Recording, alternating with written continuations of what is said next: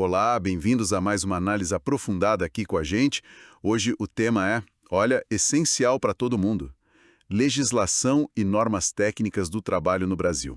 A gente se baseou num material bem completo, o legislação e normas técnicas.pdf, para guiar nossa conversa. E a nossa missão aqui, é tentar desvendar um pouco como essas regras todas funcionam. Desde a base, sabe, a ética por trás disso, até o dia a dia mesmo, jornada de trabalho, férias, segurança. Vamos dar uma olhada na história, nos princípios e, claro, nos desafios de hoje, que estão aí moldando como empregadores e trabalhadores se relacionam. Para a gente começar, é interessante ver como a nossa ideia sobre o que é trabalho mudou, né? Pensa só, lá na Revolução Industrial era comum ter criança de 5 anos trabalhando tipo 16 horas por dia, uma loucura. Hoje, a nossa Constituição proíbe trabalho para quem tem menos de 16, né? Salvo como aprendiz a partir dos 14. É uma evolução gigantesca. Isso mostra bem como a ética, a moral da sociedade, influencia diretamente as leis que a gente cria. E essa base toda, onde exatamente ela começa? Acho que na ética e na moral mesmo, certo? A ética começa a busca pela melhor forma de convivência, e a moral sendo o que a gente, como sociedade, acha certo ou errado num certo momento. E como a moral muda, o material até cita um exemplo ótimo. Mulheres de calça comprida em Paris, lá por 1800, era super mal visto. Podia até dar problema com a lei. Hoje, Completamente normal, né? Mostra bem essa evolução, é um ponto excelente. E a ética, se a gente pensar nos filósofos tipo Aristóteles, Kant, Mill, ela dá essa, digamos, base racional, né, para justificar as regras morais e, por consequência, as leis do trabalho. As normas regulamentadoras, as NRs, por exemplo, que são tão importantes para a segurança, elas vêm muito desses princípios éticos. Conceitos como dignidade humana, justiça social, eles não ficam só na teoria, né? Viram regras práticas. O limite de jornada de 8 horas por dia, 44 por semana, as NRs para ter um ambiente seguro, a lei contra a discriminação. Tudo isso é a ética aplicada no dia a dia do trabalho. Aliás, tem um dado da FIA que o material traz que é bem interessante. Empresas que levam a sério programas de ética, elas podem ser até 23% mais produtivas. E tem quase metade dos casos de assédio, sabe? Então, investir num ambiente ético compensa. E muito. e essa preocupação toda com um trabalho mais justo, ela não é só aqui do Brasil, né?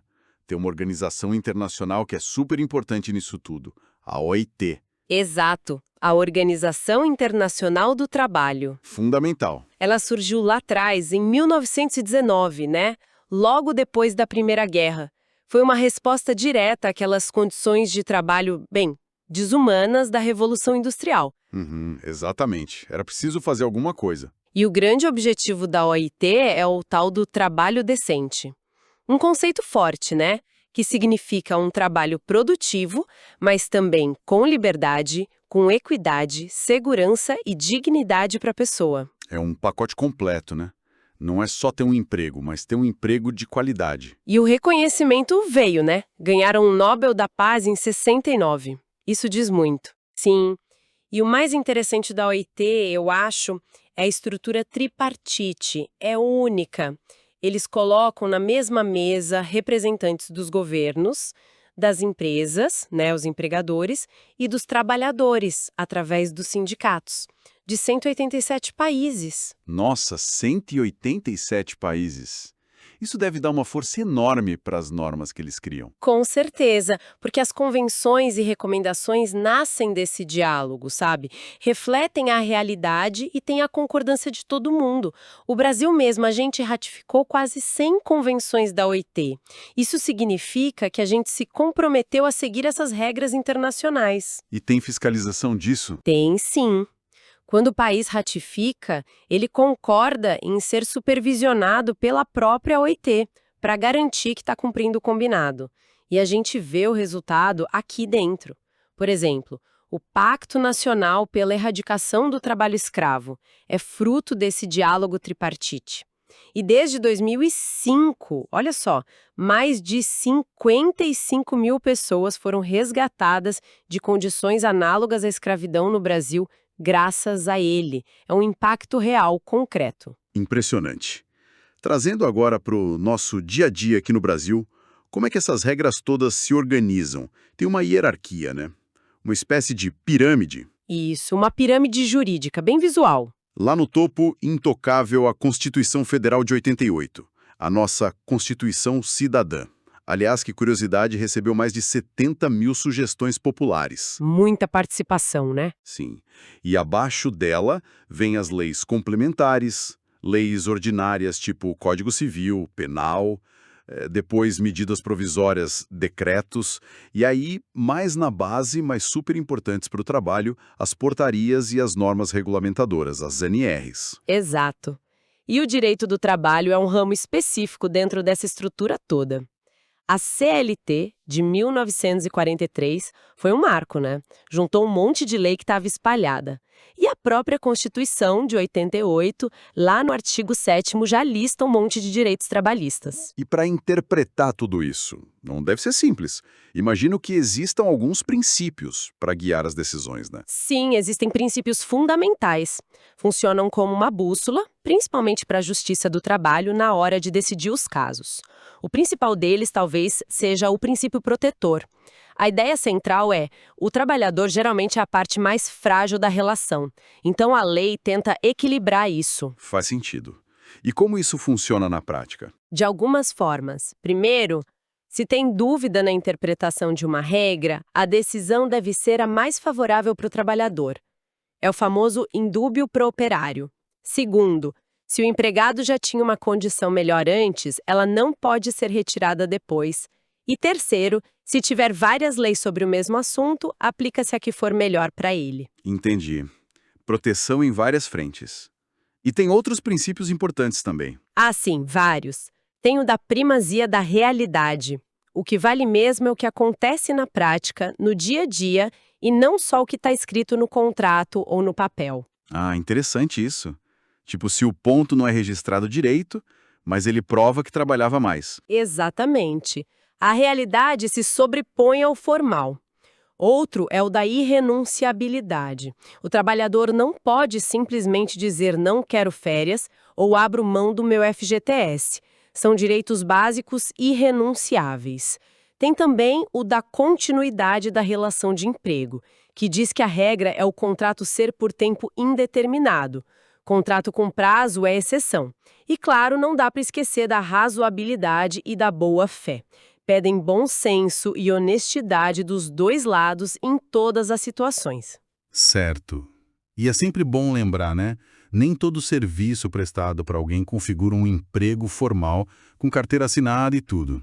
Tem diferença. Exatamente. A gente tem a relação de trabalho, que é um termo bem amplo. Cabe aí o autônomo, o voluntário, o estagiário, o diarista. Várias formas. E tem a relação de emprego, que é que a CLT foca mais, né? A que gera mais direitos e deveres específicos. Isso. E para ser relação de emprego, precisa ter 5 elementos juntos. A lei é bem clara nisso, lá no artigo 3º da CLT. Quais são eles mesmo? Precisa ser uma pessoa física prestando serviço, tem que ter pessoalidade, ou seja, a própria pessoa contratada tem que fazer o trabalho, não pode mandar outra no lugar. Tem que ter não eventualidade, quer dizer, uma frequência, uma continuidade, não ser um trabalho esporádico. Tem que ter subordinação, que é receber e seguir ordens do empregador. E, por último, onerosidade, que é receber salário pelo serviço. Se faltar um desses 5, aí já não é emprego nos moldes da CLT. Pode ser outra relação de trabalho. E essa subordinação geralmente é o ponto mais discutido, né? Para definir se é emprego ou não. É o elemento-chave, sem dúvida. É o poder de direção do empregador sobre como o trabalho é feito. E para formalizar essa relação de emprego, vem o contrato de trabalho. Perfeito. E olha que interessante. A lei, artigo 442 da CLT, diz que o contrato pode ser até verbal. Mas, claro, o contrato escrito dá muito mais segurança para todo mundo, fica tudo registrado. Ele tem várias características, né? É bilateral, ou seja, cria direitos e deveres para os dois lados. É pessoal para o empregado, como a gente falou.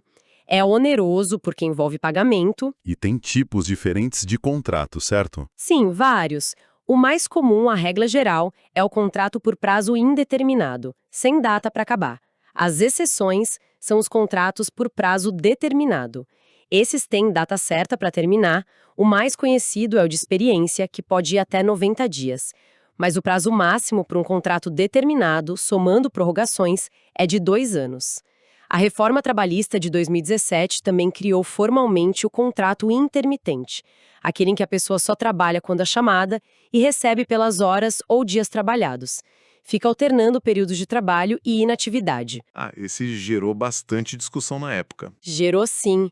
E tem também o teletrabalho, né, o home office, que ganhou regras específicas na CLT, artigo 75A-AE, especialmente depois da pandemia. E se precisar mudar alguma coisa no contrato depois que ele começou? Ponto importante. Qualquer alteração no contrato só pode acontecer se os dois lados concordarem e, fundamental, a mudança não pode prejudicar o empregado. Artigo 468 da CLT. É o princípio da inalterabilidade contratual lesiva. E para terminar o contrato, quais as formas? Bom, pode ser a dispensa sem justa causa, que é a decisão do empregador. Pode ser o pedido de demissão, quando o empregado decide sair. A reforma também trouxe a possibilidade do acordo mútuo, artigo 484-A, onde os dois combinam a saída com verbas rescisórias um pouco diferentes. E tem a demissão por justa causa, que é quando o empregado comete uma falta grave prevista na lei, no artigo 482 da CLT. Falando nisso, de direitos e deveres, não é só o empregador que tem obrigações, né? O trabalhador também tem as suas responsabilidades. Com certeza. O contrato é uma via de mão dupla. Quais seriam os deveres básicos do empregado? Olha, o básico é ser assíduo, chegar no horário, né? Pontualidade, trabalhar com cuidado, com zelo. A falta disso, a chamada desídia, pode até ser motivo para justa causa, tá lá na letra E do artigo 482, respeitar os colegas, os superiores, obedecer às ordens do empregador, desde que sejam ordens legais, e que não coloquem ele em risco, claro. Ser leal à empresa, não sair contando segredos ou prejudicando o negócio de propósito. E cuidar dos equipamentos, das ferramentas que a empresa fornece para ele trabalhar. E se o empregado não cumpre esses deveres? O que pode acontecer? Depende da gravidade e da frequência, né? Pode começar com uma advertência verbal, depois uma escrita. Se a falta for mais séria ou se repetir, pode vir uma suspensão. Mas a suspensão não pode passar de 30 dias, segundo a CLT, artigo 474. E nos casos mais graves, aqueles previstos no artigo 482, pode levar à demissão por justa causa, que é a penalidade máxima. Entendido. Agora, do lado dos direitos, tem dois que são muito presentes na vida do trabalhador: a jornada e as férias. Sem dúvida, são direitos fundamentais e muito discutidos. Começando pela jornada. A regra geral, lá na Constituição, é o limite de 8 horas por dia e 44 horas por semana. E o que passa disso? Via hora extra. E tem que ser paga com um adicional de, no mínimo, 50% sobre o valor da hora normal, artigo 59 da CLT. Empresas com mais de 20 funcionários são obrigadas a controlar o ponto, a registrar os horários de entrada e saída, artigo 74 da CLT. Isso é importante para garantir o pagamento correto das horas. E as pausas durante o trabalho? Também são obrigatórias. Tem o intervalo intrajornada, que é aquele para descanso e alimentação dentro do dia de trabalho, artigo 71. Para quem trabalha mais de 6 horas, geralmente é de no mínimo 1 hora e no máximo 2. E tem o intervalo interjornada, que é o descanso mínimo de 11 horas entre o fim de uma jornada e o início da outra, artigo 66, para garantir o descanso necessário. A reforma de 2017 mexeu nisso também, né? Lembro de algo sobre o intervalo de almoço. Mexeu, sim. Uma mudança importante foi que o intervalo intrajornada, essa pausa para o almoço, pode ser reduzido para 30 minutos se houver acordo ou convenção coletiva. Outra coisa, antes, se o empregador não desse o intervalo corretamente, ele tinha que pagar a hora inteira do intervalo como extra. Agora, com a reforma, ele paga só o tempo que faltou do intervalo E esse pagamento é indenizatório, não reflete em outras verbas. Isso mudou a súmula 437 do TST. Entendi. E a jornada 12 por 36? A jornada 12 por 36, de 12 horas de trabalho seguidas por 36 de descanso, que era mais comum em algumas áreas como saúde e vigilância, também foi facilitada pela reforma, artigo 59A. Agora pode ser combinada até por acordo individual escrito com o empregado. Não precisa mais de acordo coletivo para tudo. Ok. E as férias, como funcionam? Férias é outro direito super esperado. Funciona assim: a cada 12 meses de trabalho, o chamado período aquisitivo, o empregado ganha o direito a tirar férias. O empregador tem os 12 meses seguintes, o período concessivo, para dar essas férias para o empregado. Quem escolhe a data exata é o empregador, mas tem que avisar com antecedência. E o pagamento? O pagamento é o salário normal do mês, mais um adicional de 1/3, garantido pela Constituição. E esse valor todo tem que ser pago até 2 dias antes do início das férias. E pode dividir as férias? Lembro que antes era mais complicado. Sim, a reforma, artigo 134, flexibilizou bastante isso. Agora as férias podem ser divididas em até 3 períodos. A regra é: um desses períodos não pode ser menor que 14 dias corridos. E os outros 2 não podem ser menores que 5 dias corridos cada um. Precisa ter o acordo do empregado para dividir. Ah, bom saber. E se a pessoa falta muito ao trabalho? Isso afeta as férias? Afeta sim. Faltas injustificadas durante o período aquisitivo podem reduzir o número de dias de férias a que o empregado tem direito. A CLT tem uma tabelinha para isso. E se o patrão não der as férias no prazo certo, naqueles 12 meses do período concessivo? Aí ele tem que pagar as férias em dobro, artigo 137 da CLT, é uma penalidade pesada. E atenção, a Justiça do Trabalho, súmula 450 do TST, também entende que se o pagamento das férias atrasar, mesmo que a pessoa tire as férias no prazo, o pagamento também tem que ser em dobro. Nossa, sério? Mesmo tirando as férias? Sim, o entendimento é que o objetivo das férias, que é o descanso e o lazer, fica prejudicado se a pessoa não recebe o dinheiro adiantado para poder usufruir. Faz sentido. E na hora da rescisão? Na rescisão, o empregado recebe o pagamento das férias que já tinha direito, mas não tirou, férias vencidas, simples ou em dobro, dependendo do caso, e também as férias proporcionais referentes ao período aquisitivo que ainda não completou 12 meses. Certo. Além da CLT, que é essa lei mais geral, a gente falou das normas regulamentadoras, as NRs, elas são mais focadas em quê? As NRs são totalmente focadas em segurança e saúde no trabalho. É o objetivo principal delas. Elas são mais recentes que a CLT?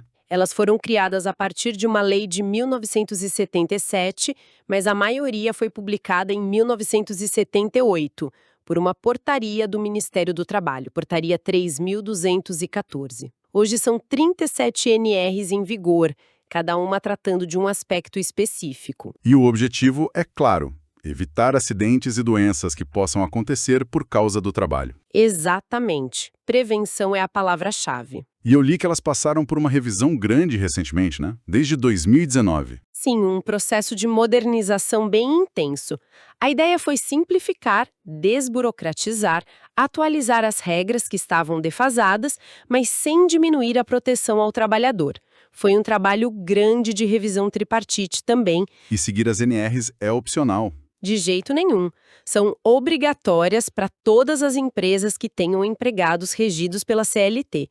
O cumprimento delas é fiscalizado e o descumprimento gera multas pesadas, além de poder causar acidentes graves. E elas cobrem muita coisa mesmo, né? Cobrem sim. É um universo bem vasto. Em vez de listar todas 37, a gente pode pensar em algumas que são muito presentes no dia a dia. Por exemplo, a NR1 é a base de tudo hoje, ela estabelece as disposições gerais e o gerenciamento de riscos ocupacionais, o GRO, e o Programa de Gerenciamento de Riscos, o PGR. A NR5 trata da CIPA, a Comissão Interna de Prevenção de Acidentes. Aquela comissão formada por representantes do empregador e dos empregados, e os eleitos pelos empregados têm estabilidade no emprego. A CIPA, sim. Importante ter a participação dos trabalhadores. Fundamental.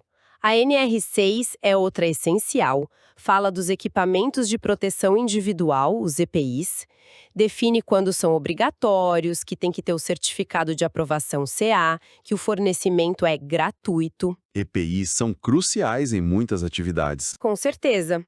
Aí tem a NR7, do PCMSO, o Programa de Controle Médico de Saúde Ocupacional. É ela que exige os exames médicos, admissional, periódico, demissional, etc. A NR9 trata da avaliação e controle das exposições a agentes físicos, químicos e biológicos.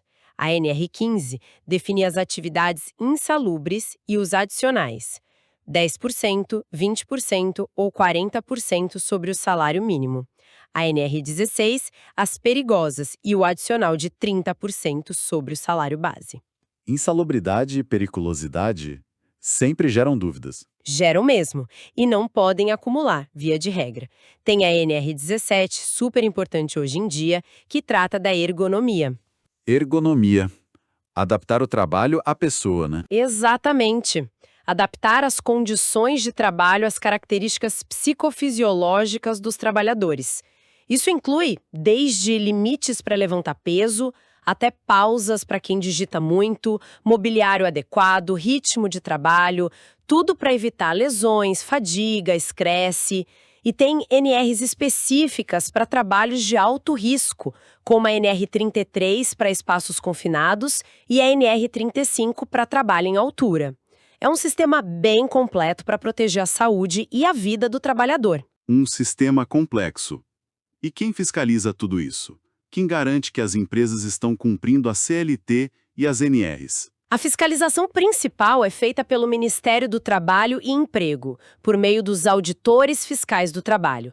Eles têm o poder de visitar as empresas, verificar as condições de trabalho, exigir documentos, aplicar multas e, em casos de risco grave e iminente, podem até embargar uma obra ou interditar uma máquina ou um setor inteiro da empresa, com base na NR3. Eles têm bastante poder, então. Sim, para proteger o trabalhador. Além da fiscalização administrativa, temos a Justiça do Trabalho. É para lá que vão os conflitos individuais e coletivos quando não se resolvem amigavelmente. As varas do trabalho, os tribunais regionais, TRTs, e o Tribunal Superior do Trabalho, TST. E não podemos esquecer do Ministério Público do Trabalho, o MPT.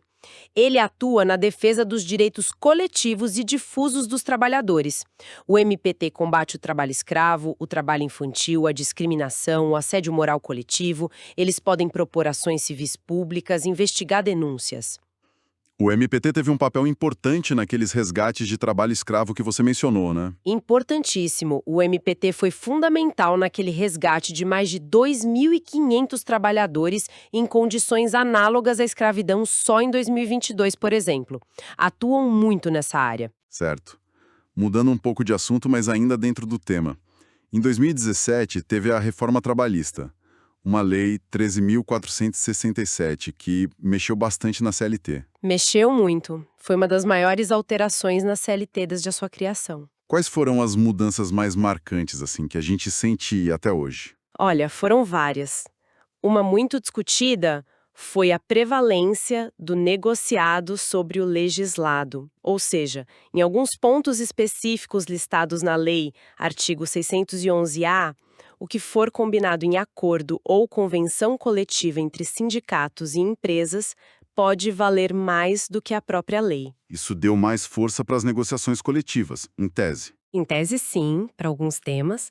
A reforma também criou formalmente o contrato intermitente, como a gente já falou, e estabeleceu regras mais claras para o teletrabalho. Outra mudança de impacto enorme foi o fim da contribuição sindical obrigatória, aquele imposto sindical que era descontado de todo trabalhador uma vez por ano. E isso afetou drasticamente a receita dos sindicatos. Lembro disso. A arrecadação caiu muito, né? Caiu drasticamente, coisa de 85% ou mais em alguns casos. E também tiveram mudanças importantes no processo trabalhista. Por exemplo, passaram a prever o pagamento de custas processuais para quem falta audiência inicial sem justificativa e introduziram os honorários de sucumbência. A parte que perde a ação tem que pagar os honorários do advogado da parte que venceu. Isso gerou um receio maior em entrar com ações, imagino. Exato. O material até menciona um dado. No primeiro trimestre depois que a reforma entrou em vigor, houve uma queda de cerca de 34% no número de novas ações trabalhistas. Muita gente atribui isso a essas mudanças processuais, principalmente aos honorários de sucumbência. Entendi. E olhando para o cenário de hoje, quais são os grandes desafios? A tecnologia avançando rápido deve trazer novas questões, né? Com certeza. Os desafios são enormes e estão em constante evolução. A gente vê algumas tendências bem claras. A própria Segurança e Saúde no Trabalho, a SST, está se transformando com a tecnologia.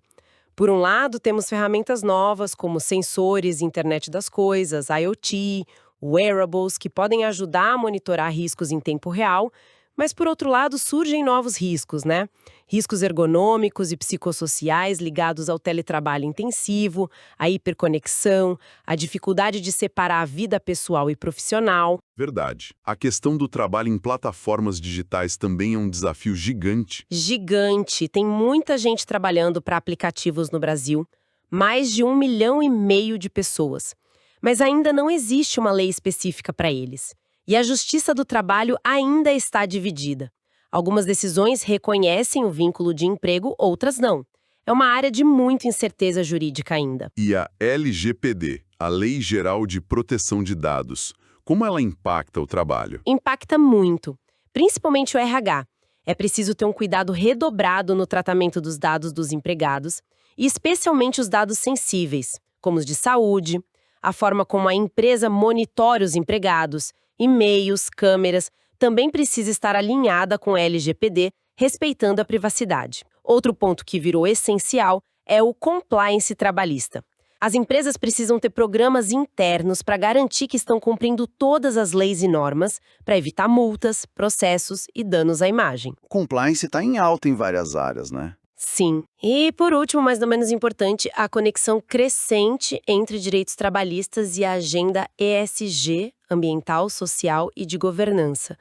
As empresas estão sendo cada vez mais cobradas por responsabilidade social, o que inclui, obviamente, garantir condições de trabalho dignas e seguras em toda a sua cadeia produtiva. O S do ESG ganhando força. E para o futuro? O que a gente pode esperar? A legislação vai conseguir acompanhar tanta mudança? É a pergunta de $1 milhão, né? A legislação vai ter que se adaptar, não tem jeito. A automação, a inteligência artificial, novas formas de trabalho que nem imaginamos ainda. Tudo isso vai exigir novas respostas do direito do trabalho.